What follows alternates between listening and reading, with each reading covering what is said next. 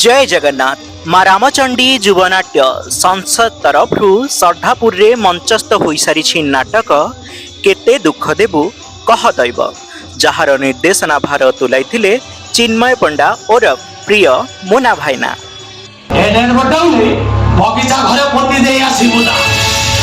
हां बे dead body टोकारिया मन कसी हरिण जाको पाखरे देखी लोभ सब भाई हैला।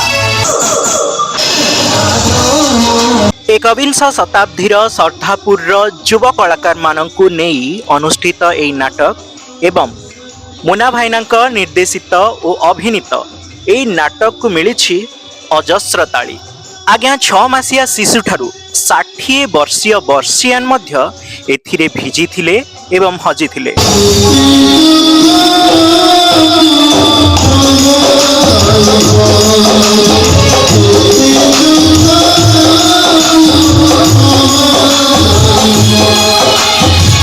धन्यवाद आपण आमको एते भल पाइबा देथिबारु, एते सपोर्ट देथिबारु। जय जगन्नाथ।